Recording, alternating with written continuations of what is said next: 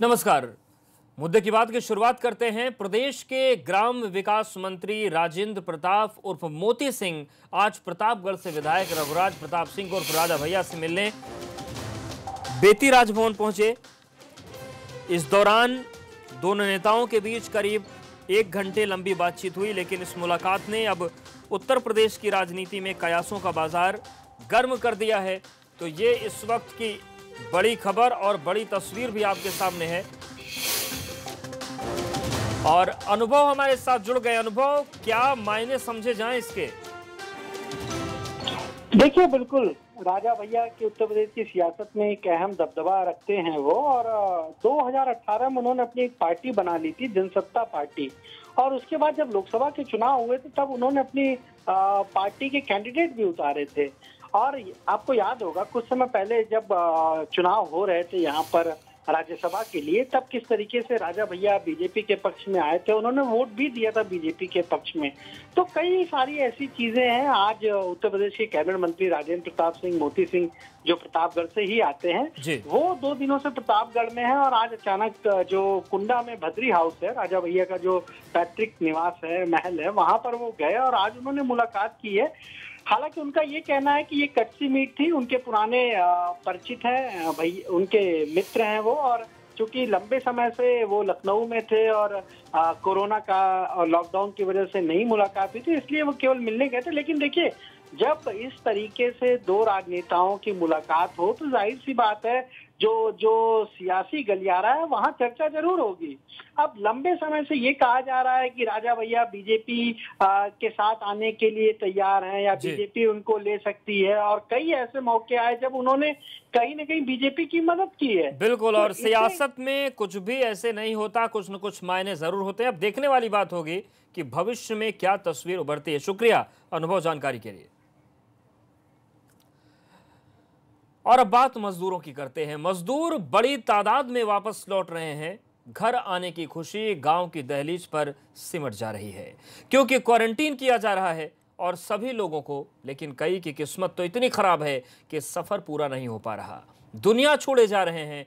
कई दिन लेट और रास्ता भटकने वाली ट्रेनों की वजह से मुसाफिर या फिर कहें कि मजदूरों की मुश्किलें बढ़ चुकी है।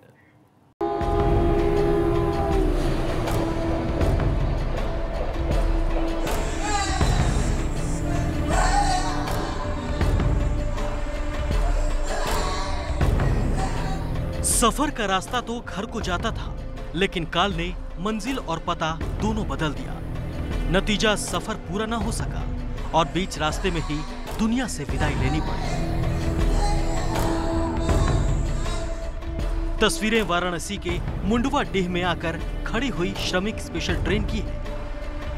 ऐसी कई तस्वीरें हिंदुस्तान के कोने कोने से आ रही हैं, जिनमें घर लौटने की आस जान पर भारी पड़ गई है।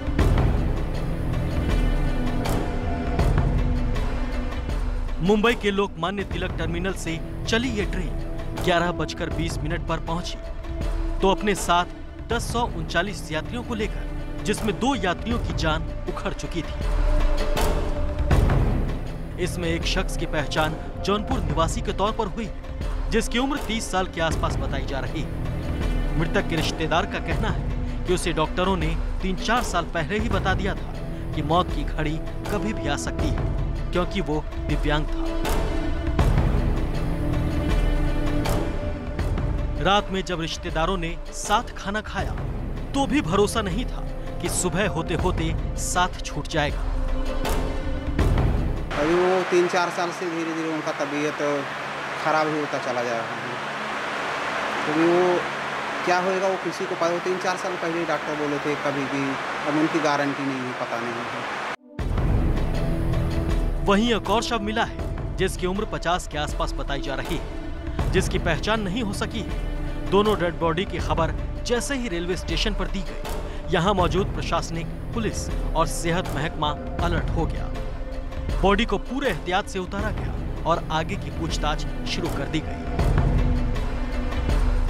ये ट्रेन जो है लोकमान्य तिलक से आई है मरवाडी के लिए, और इसमें लगभग जो है 1039 पैसेंजर जो है इस ट्रेन से यात्रा किए हैं। जिसमें जो है ट्रेन के 2 कोच में 2 जो है अज्ञात लोग जो है मृतक पाए गए हैं। इसमें से एक के साथ तो परिवार उनका है, एक आदमी इसमें अज्ञात है। सिर्फ ट्रेन में ही नहीं, मजदूरों ने सड़क रास्तों के सफर में भी अपनी जान गंवाई है। 20 मई 2020 बलिया में राजस्थान से 18 साथियों के साथ बाइक से आ रहे मजदूरों में एक युवक की मौत हुई। 19 मई 2020 महोबा में झांसी से आ रही मजदूरों से भरी डीसीएम पलटने से 3 महिलाओं की मौत हुई। 18 मई 2020 वाराणसी में मुंबई से लौट रहे 2 मजदूरों की रास्ते में मौत हो गई। इसमें एक मऊ तो दूसरा भदोही जनपद का निवासी रहा। 16 मई 2020 औरैया में हुए एक भीषण सड़क हादसे में 24 मजदूरों की मौत हो गई। हादसा डीसीएम और ट्रक की टक्कर के चलते हुआ।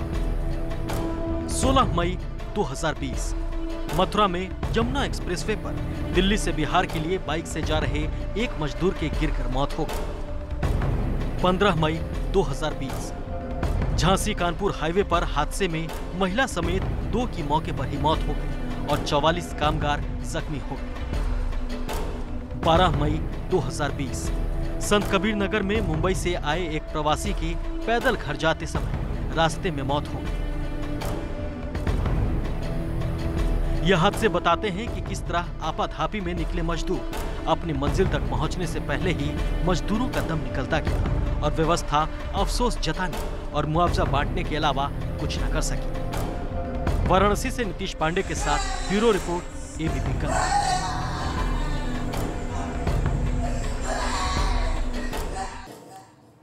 कसूरवार किसे कहा जाएगा, क्योंकि सियासत ने सिस्टम को उलझा रखा है। ऐसे ही जब सिस्टम उलझा रहता है तो हो जाती है बड़ी चूक, जो बस्ती में सामने आई जब क्वारंटीन सेंटर से कोरोना पॉजिटिव की एक लाश भेजी गई, लेकिन पता चला कि जिस घर में ये लाश भेजी जा रही है वो तो उस घर का चश्मो चिराग है ही नहीं।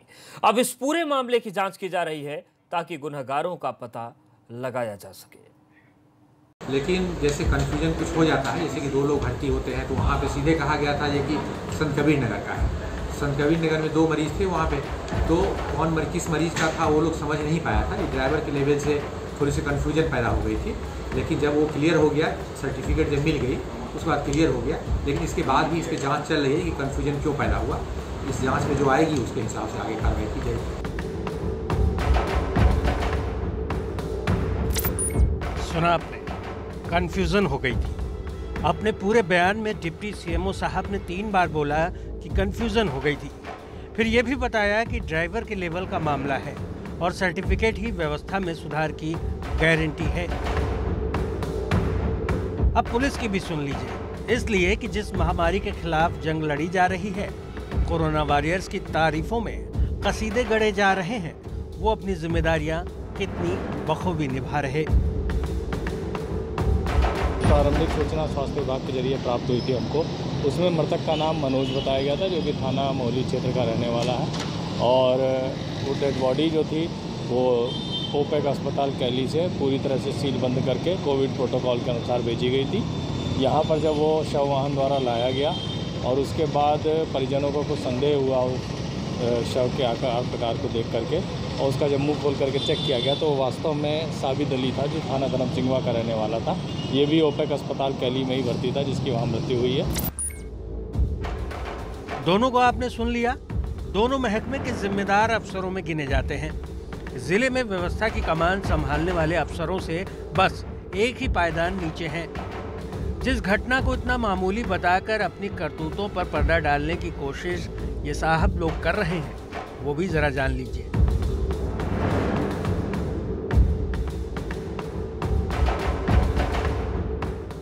ये पूरा मामला जुड़ा है एक मौत से, जो बस्ती जिले के वशिष्ठ महर्षि मेडिकल कॉलेज में हुई थी। यहाँ मुंबई से आए 2 लोगों को क्वारंटीन किया गया। दोनों संत कबीर नगर जिले के रहने वाले थे, जिसमें एक शख्स की मौत हो गई। मथुरापुर गांव के परिवार वालों को फोन करके स्वास्थ्य महकमे ने जानकारी दी कि आपके बेटे की मौत हो गई है, लिहाजा अंतिम संस्कार के लिए बिड़हर घाट पहुंचिए। परिवार रोता बिलखता मातम मनाता पहुंचा। पिता को आग देनी थी तो वो बॉडी के नजदीक गया। बेटे की लाश का ढील डॉल देखकर उसे शक हुआ। तो उसने चेहरा दिखाने को कहा। चेहरे से कफन हटते ही स्वास्थ्य महकमा और प्रशासन नंगा हो गया, क्योंकि लाश तो उनके बेटे की थी ही नहीं। ये रात को आए थे, बोले तुम्हारा भाई मनोज मर गया। फिर तो मैंने कहा मेरा भाई शाम को बात किया हूँ तो कैसे मर गए। तो सिविल लेके गए हैं तो वहाँ पे हम लोग दिखाए नहीं लाश हमको। हाँ। तो मैं वहाँ बिलाल घाट पे लाश देखा हूँ तो मेरे भाई का लाश नहीं था। जिस परिवार को खबर दी गई उस परिवार के बेटे का नाम मनोज था। सवाल उठा कि लाश किसकी है, तो पता चला कि लाश तो साबित अली की है, जिसका गांव धर्मसिंघवा भी इसी जिले में है। साबित अली को कोरोना पॉजिटिव पाया गया था। कल एक कोरोना संदिग्ध बॉम्बे से आया हुआ था, उसको तेज फीवर और लूज मोशन से ग्रस्त था। उसको जो है कल टीम बुला करके उसको खलीलाबाद के लिए भेज दिया गया था। साथ में उसका एक भाई था, उसको भी भेजा गया था। वहाँ पे तबीयत बिगड़ने पे उसको पहले हॉस्पिटल भेज दिए थे मनोज को। फिर रात में पुलिस प्रशासन द्वारा ये सूचना मिली कि वो एक्सपायर हो गया है मनोज, उसकी लाश अभी आ रही है।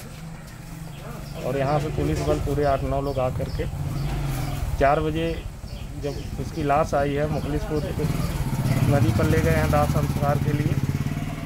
फिर वहाँ पे घर वाले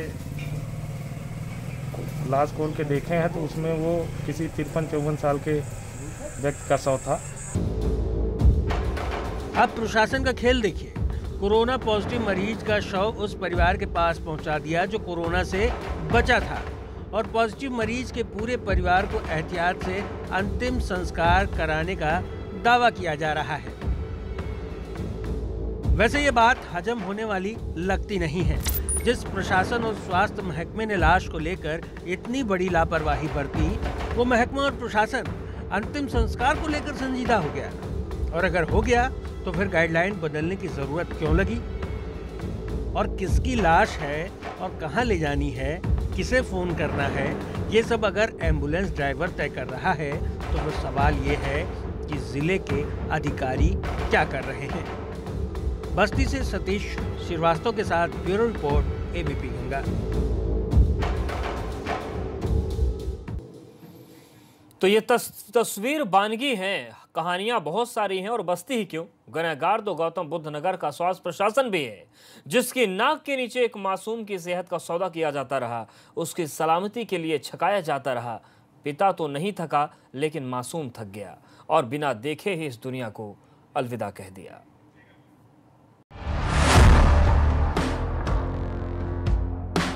एक सिस्टम के सड़ गल जाने का सबूत है मासूम की ये लाश, जिसे न तो हालात ने मारा, न हैसियत ने, बल्कि व्यवस्था की उस बेकदरी ने मारा है जो एक बाप के दर्द को देखते हुए भी मुंह फेर कर खड़ी हो गई। वरना ऐसा कहाँ होता है कि जो बाप चेहरे पर मुस्कान के साथ अपनी खुशियों को दोनों हाथों में लिए सपनों की दुनिया सजा रहा था, चंद घंटों में उन्हीं खुशियों के हाथों में दम तोड़ देने के बाद अपनी दुनिया उजड़ जाने के गम में आंसू पोंछता और कोसता उस व्यवस्था को जो इंसान के दुख, तकलीफ और जान की कीमत पर खड़ी है, लेकिन खामोश तमाशा देखती रहती है। ग्रेटर नोएडा में रहने वाले इस पिता का नाम है राजकुमार, जिसकी पत्नी की डिलीवरी 25 मई को श्री कृष्ण लाइफलाइन हॉस्पिटल में हुई। घर में बेटा आया, परिवार चहक उठा, लेकिन जब अगले ही पल बेटे के रोने की आवाज ना आई तो बच्चे की चुप्पी से परिवार रोने को आ गया। बच्चे को इलाज के लिए ग्रीन सिटी हॉस्पिटल लाया गया। इलाज शुरू हुआ तो हॉस्पिटल ने पैसे का रोना रोया। बच्चा अब भी चुप था। फिर परिवार रोया तो हॉस्पिटल चुप हो गया, पल्ला झाड़ लिया। अब परिवार दादरी के सरकारी अस्पताल पहुंचा। यहाँ अस्पताल ने संसाधन का रोना रोया। बच्चा अब भी चुप था। उसे नोएडा के सेक्टर 31 में बच्चों के सबसे बड़े हॉस्पिटल भेज दिया गया। यहाँ भी बच्चा चुप रहा, लेकिन अस्पताल ने जो बताया उसके बाद तो परिवार रोया तो बस रोए ही जा रहा है, क्योंकि बच्चा हमेशा के लिए चुप हो चुका था। बुद्धनगर में कोई सरकारी अस्पताल नहीं है जहाँ पे बच्चों के लिए वेंटिलेटर हो। अन्यथा वहाँ जाते हैं तो बोलते हैं हमारे यहाँ वेंटिलेटर है ही नहीं। वहाँ पर एम्बुलेंस वाले को बोला भैया आपके पास ऑक्सीजन सिलेंडर है, तो बोलता भैया है ही नहीं। मैंने उससे बोला बच्चों को लिटाने के लिए कुछ है, तो बोलता है वो जिसमें लैट्रिन करवाते हैं वो उठा के दे दी, बोलो भैया इसमें भी लिटा दो। जबकि सरकार के द्वारा इतनी सुविधा चलाई जा रही है, फिर भी कोई भी चीज़ एम्बुलेंस में नहीं थी उस टाइम पे। और अचानक ही दिक्कत आने के बाद मैं उसे गोद में उठाकर अपने कम से कम 4 साढ़े 4 घंटा लिए रहा। अंत में परेशान होकर उन्होंने मुझे रोड पर छोड़ कर चले। बच्चे का परिवार रो रहा है, लेकिन वो नहीं चाहता कि दूसरे लोग रोएं, इसलिए वो व्यवस्था का एक एक सच बता रहा है। वो बता रहा है कि कैसे एम्बुलेंस मिली तो उसमें ऑक्सीजन नहीं मिला, ऑक्सीजन खुद खरीदा तो उसके पिता और ताऊ बाइक पर चक्कर लगाते रहे। जीते जी रुई के फाहे की तरह लगने वाला मासूम अब बोझ बन चुका था उस दर्द से जो पिता और ताऊ की नसों से रिस रहा था।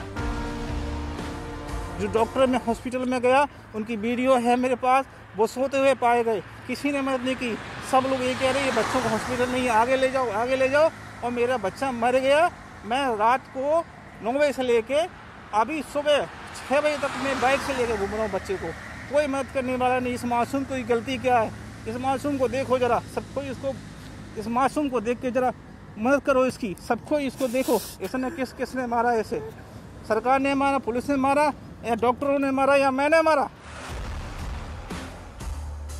एक पिता और ताऊ के जख्मों को देखा जा सकता है, उसके भीतर के दर्द को अपने में उतारा भी जा सकता है, लेकिन उस नासूर से निपटने की कोई अचूक दवा भी तो चाहिए होगी जो व्यवस्था से मवाद बनकर फूटती है और जिसका संक्रमण कोरे वादों और दावों की शक्ल में समूचे सिस्टम में पसरा हुआ है। उनकी चूक हुई है कि वेंटिलेटर रोगी, वो वेंटिलेटर पे था, वेंटिलेटर रोगी को एम्बुलेंस की सुविधा उन्होंने दी नहीं। दूसरा, उसके साथ किसी स्वास्थ्यकर्मी को नहीं भेजा और रोगी को रेफरल स्लिप नहीं बताया, मतलब ये नहीं बताया कि उसे जाना कहाँ है। तो लिहाजा रोगी ने अपना 108 एम्बुलेंस बुलाई बाहर, उसके पिता ने, और दादरी CSC पे पहुंचा। दादरी CSC पे ये देखा गया कि बच्चा 4 घंटे का है, बहुत अति नवजात है, तो उसको रेफ़र किया गया SSPGI Noida sector 30। SSPGI Noida में पहुंचते पहुंचते रास्ते में उसकी डेथ हुई है। तो अब हमने इसको 2 समिति गठित कर दी हैं, जिसमें एक डॉक्टर संजीव मांगलिक और डॉक्टर सुनील दोहरे अपर मुख्य चिकित्सा अधिकारी हैं। इसमें ये देखेंगे कि इस किससे ये चूक हुई है। जांच कराइए साहब, बिल्कुल जांच कराइए, जरूरी है। इस जांच के नतीजों से तो ये साफ होना ही चाहिए कि बच्चे की मौत का गुनहगार कोई और नहीं बल्कि वो भरोसा है जो इंसानों की कीमत पर इंसानों का होते हुए इंसानों के लिए होने का दावा करता है, लेकिन जान जाए तो जाए पर जांच हो जाए की बुनियाद पर ही अमल करता है। एबीपी गंगा के लिए ग्रेटर नोएडा से भूपेश प्रताप की रिपोर्ट। तो जांच करवाई जाएगी, लेकिन जांच के लिए जो समिति बनी है उसकी शर्त यह है कि लोग जिंदा होने चाहिए, और ये लोग जिंदा होते तो सिस्टम मरा नहीं होता, और सिस्टम मरा नहीं होता तो ये बच्चा जिंदा होता। यहाँ पर वक्त एक छोटे से ब्रेक का है। दांतों को जर्म्स से सुरक्षित रखने के लिए करोड़ों भारतीयों का भरोसा है डाबर लाल दंत मंजन, क्योंकि इसकी आयुर्वेदिक शक्तियाँ जर्म्स को मारेंगी और रखे